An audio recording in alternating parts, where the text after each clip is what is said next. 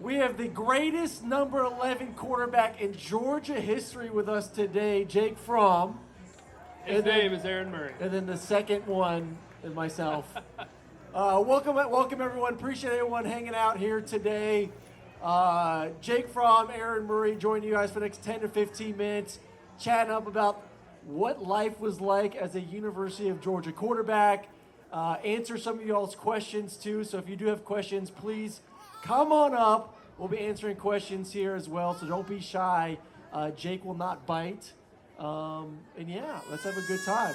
And that's my daughter, Miles, got the babies here today. Jake will be a new father in about 2 weeks, so let's give a big round of applause. Jake, gonna be a dad here soon. What's scarier, going against an SEC defense or the thoughts of changing a diaper? Yeah, definitely the thoughts of changing a diaper, no doubt about it.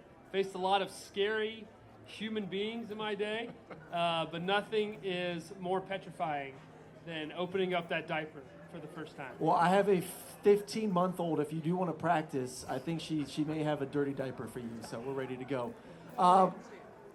Speaking of players and defenses, what is the biggest difference for you? You've been in the NFL, you were just with Washington. Like, what is the difference between college defenses and NFL defenses? I would say the scheme is so much more in-depth. There's so many more different answers, so many more different checks and adjustments off of what you're doing as an offense. And then more specifically for, like, individual players, everybody's just fast. Like, when you got defensive tackles, defensive ends who are running, 4.6s, 4.5s, 4.4s. It doesn't matter what position you play now in defense, man, you're fast and you can cover from sideline to sideline. I remember I was with the Rams for a little bit during OTAs, and I had a bootleg to the left, and I completed it, and I felt pretty awesome about it. And I went back and watched the film, and Aaron Donald he got tricked out by the fake, so he went all the way about 5 to 7 yards away from me. And watching the film, he turned on a dime, and if he would have been able to hit me, he would have depleted me. He ran by me as I was throwing and had no idea. Yeah. Would have been completely dead. Those guys at 300 pounds running 4.5, 4.6s, some of the scariest things you've ever seen. How was last year? Talk about Washington. Like, what was life like there for you? Yeah, for me, I mean, life was good. Life was fun. Man, it was probably one of the most enjoyable football seasons I've ever had. Now, we didn't win very much. We started off 2-0. But we won 3 preseason games, then started the season off 2-0. So we're like, all right, we're winning. And then towards the end of the season, we go 2-15 after that. Like, didn't hardly win any games. And that was kind of rough. That's never fun, especially in the NFL when it's such a long season anyway, you're not winning games. But really around some good people. There's some great guys in the room. Sam Howell, Jacoby Brissett, and our quarterback coach, Tavita Pritchard.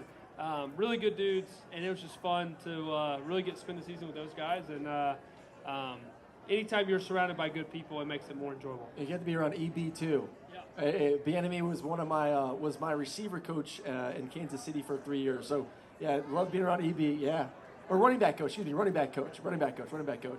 He was the best. All right, we got to get to some Georgia topics. I know everyone here wants to hear about Georgia and what the dogs look like, but I want to talk first about the fraternity of being a quarterback. And I was not very good about the history of Georgia or quarterbacks at all before I got to UGA.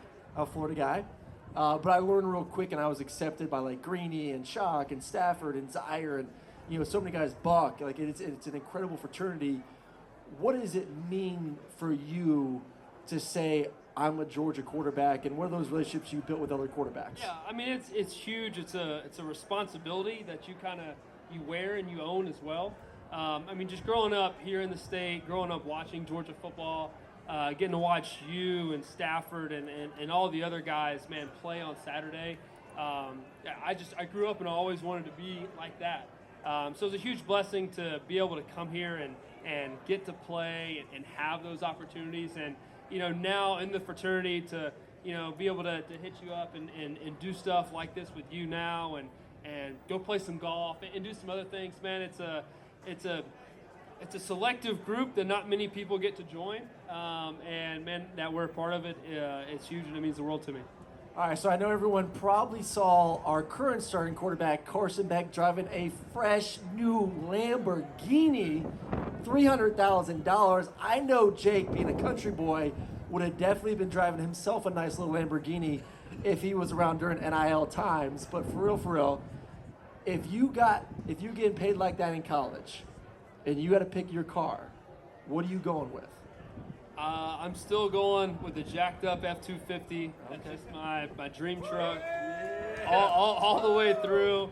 Now with the money left over, now comes in the bass boat and then the duck hunting boat and all the other stuff. So, got to have a Can-Am, got to have a good trailer. So, there's money to spend, if I got that $300,000 budget. So that's just a little bit more my speed.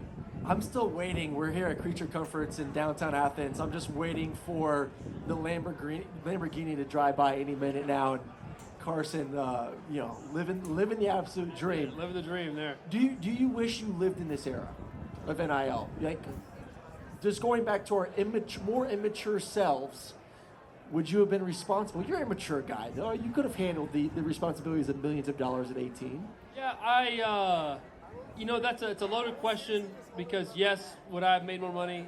Absolutely. I feel like I would have done pretty well for myself. But then also at the same time, I feel like the love of, the college, the love of the game has kind of slipped away a little bit. Yeah. So it's more about me, more about what they can do, what the university can do, and what have you done for me lately.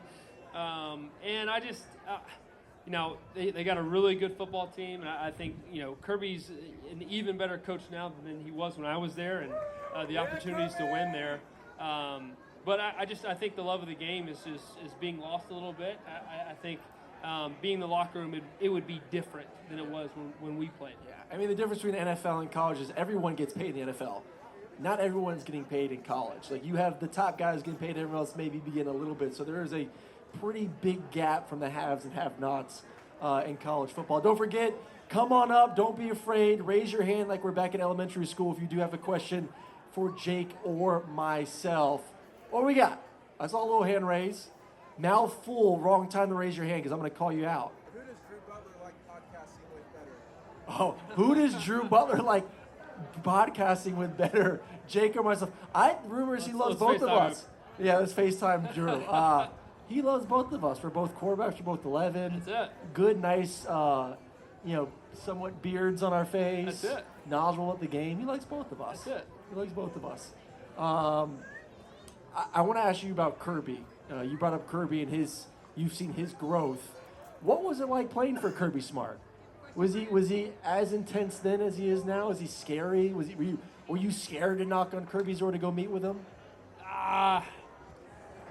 Intense is an understatement for whatever he is. Just quick story that I remember from my freshman year. This is my first spring football practice. We're in helmets, and it's at the end of practice, and we going through 2-minute drill. And, I just kind of get brushed on the shoulder by a defensive end, right? And, of course, Kirby being a defensive guy, he blows the whistle. It says the offense is down. Anyway, as soon as he blows the whistle, he just lays into me and rips me a new one, right? The last thing you can do as a quarterback during 2-minute drill is can't take a sack. I take a sack, he rips me a new one, and I'm like, dude, this is like my first day here, and I knew I never wanted to get that side of him again, so I tried to avoid it the best I could. Rick would never blow the whistle, and the defensive guys would get so pissed. All the guys, I got Aaron. So one day, Cornelius Washington, who's 6'6", 250, runs a 4.4, and you don't touch the quarterback in practice, but the defense was sick of Rick not blowing the whistle. Cornelius blindsided me in practice. Oh, wow. Took me out. Big no-no. Big no-no. Well, anyways, Ben Jones, my loyal center. What a dude. What a dude Ben is. Ben, who is 320 pounds, runs like a 5'2", was chasing Cornelius around all the fields. That's the hilarious. practice ended. Everyone's just laughing because they're watching Ben, and luckily I didn't get hurt. But, you ain't supposed to touch the quarterback in practice. That's for damn sure. I get asked this question a lot. I'm sure you do too. Everyone's like, what was the feeling when Georgia finally won the Natty? because you lost to Alabama. You got so close. Myself, you as well, lost national championship to Alabama. What was that like? Was there for me, there was this relief, like I can stop being asked the question about 2012. Like finally now it's like we finally beat Alabama. We finally won a national championship. What was that moment like for you when they did win in Indianapolis a few years ago? Yeah, it's like I don't know, it kind of felt like a weight off my shoulders as well. Yeah. I'm sure it was pretty similar for you. It was such a weird time for me because I'm with the New York Giants and I'm in a hotel room by myself. And so I'm like FaceTiming all my buddies and, kind of getting their reactions and raw emotions out of it. But yeah, man, I watched the Dogs win a national championship by myself in a hotel room in New York. So just, hey, you just never know where you're going to be at when life happens. So I drove up the day of the game, watched the game, long drive, and I drove back the next day, and obviously I had some fun that night. And I'm driving back, and I'm exhausted, maybe slept 2 hours. And I get a call from local ABC affiliate in Atlanta, hey, can you jump on a FaceTime and do an interview? And I'm not gonna lie, I was so exhausted, emotionally drained. I'm doing this interview and I start crying on the interview. And I called my wife, I was I don't even know why I was crying, but I did feel this weight also was lifted off my shoulders where, man, we finally did it, and it was kind of killing two birds with one stone. You beat Bama and you win a national championship, and I can stop talking as much about that 2012 game as I did. Are you surprised, because you were in Athens for 3 years, you know the bones, you know the facilities, you know the recruiting, are you surprised with how good this program has turned out to be?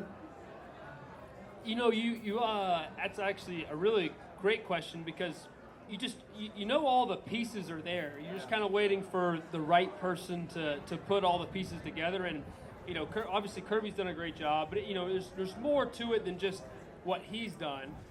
There's so many different pieces and people who've helped and poured into it to make this thing what it is. There's no reason for it not to be what it is, and I think I can speak for kind of everybody here, but just, man, really glad that it's where it's at, and hopefully the machine can keep rolling and keep the wheels turning on this thing. All right, last one. Jake's got to get to Atlanta. He's got another event tonight. He's a busy man, and then obviously come ask a couple of questions too before he takes off. Carson, I know you're busy with the Commanders this past year, and I don't know how much you've had a chance to kind of watch his game, but how good is he in your opinion? Yeah. What are your initial thoughts from watching him last year? Yeah, when you just look at a prototypical NFL guy, he's a guy that checks all the boxes. He's tall. He's got long arms. Got great arm strength. So, I honestly believe that the sky is the limit for him. And just watching his progression last year from the first game to the last game, he just looks so much more comfortable playing the position. Looks like he's owning it. And it's going to be fun to watch and see where he starts, kind of, how good he's going to start this coming up year, and then no telling how he's going to finish.